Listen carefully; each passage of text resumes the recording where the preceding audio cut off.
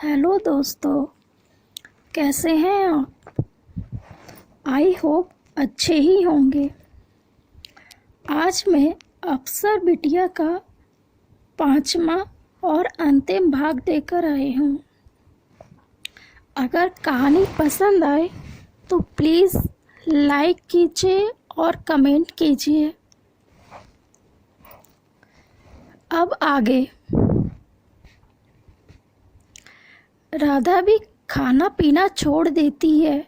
उसे कुछ समझ में ही नहीं आ रहा कि मेरी शादी को इतनी जल्दी सबको क्यों पड़ी। अभी तो मैं आगे पढ़ना चाहती हूँ, कुछ बनना चाहती हूँ। आखिरकार राधा के मम्मी पापा को भी उसकी जिद के आगे मानना ही पड़ता और उसका दाखिला कॉलेज में हो जाता। इस बात पे उसके अंकल बहुत खुश हो जाते और वो उसकी हेल्प करते। राधा पढ़ने में होशियार तो थी, ऐसे ही पढ़ाई के साथ साथ कंपटीशन की तैयारी भी करती रही और बहुत कड़ी मेहनत के बाद आईपीएस अधिकारी बन जाती। जब उसकी पोस्टिंग अपने ही शहर में होती तो सभी बहुत खुश हो जाते और जो भी उसको पढ़ाई को लेकर बातें बनाते वे भी सब मान गए कि बेटी को पढ़ाना और लिखाना चाहिए, ना कि उसकी जल्दी शादी करके उसे घर गृहस्थी में डाल देना चाहिए। फिर और लोग भी राधा की तरह अपनी अपनी बेटियों को पढ़ाने लगी। एक दिन राधा कहीं जा रही थी, तभी उसे वही भिखारी मिलता। वे उसके पास जाती। भिखारी उसे पहचान लेता कि बेटी, मैं आज तुम्हें इस यूनिफॉर्म में देखकर बहुत खुश हूँ। तब राधा पूछती, बाबा आपसे एक बात पूछूं? आप मुझे अनपढ़ तो नहीं लगते, आप पढ़े लिखे लगते हो। आप हमेशा मुझे देखकर ये क्यों कहते थे कि बेटा तू पढ़ लिख, मेहनत कर और एक अच्छा इंसान बन? तब बाबा बताते, तुझे आज सब बताऊंगा। मेरी भी एक बेटी थी तुम्हारी तरह, लेकिन मैं उसे ज़्यादा पढ़ा लिखा ना सका और उसकी जल्दी ही शादी कर दी। लेकिन एक दिन उसके पति का एक्सीडेंट हो गया। वो माँ बनने वाली थी। इलाज के लिए पैसे नहीं थे मेरी बेटी के पास और ससुराल वालों ने भी उसे घर से निकाल दिया।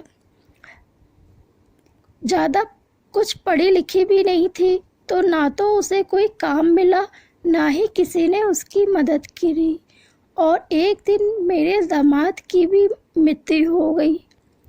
समय पर इलाज न होने के कारण मेरी बेटी इस सदमे को बर्दाश्त ना कर सकी और वो पागल हो गई।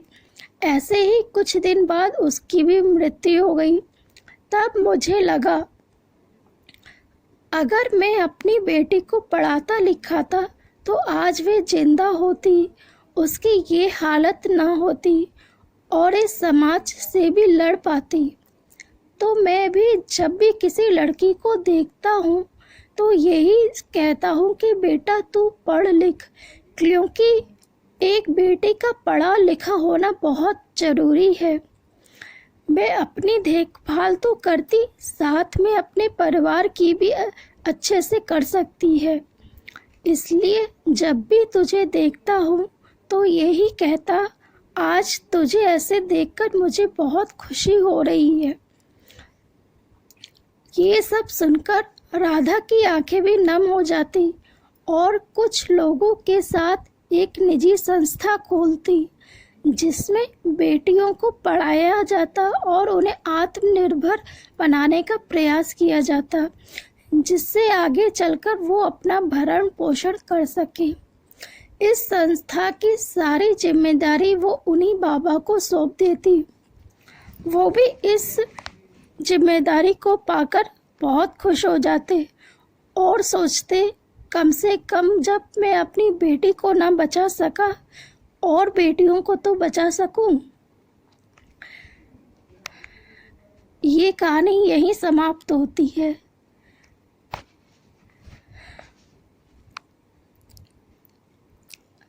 अगर कहानी पसंद आए तो प्लीज़ लाइक ज़रूर कीजिए और कमेंट करके मुझे बताइए कि कैसी लगी ये कहानी आप सबको।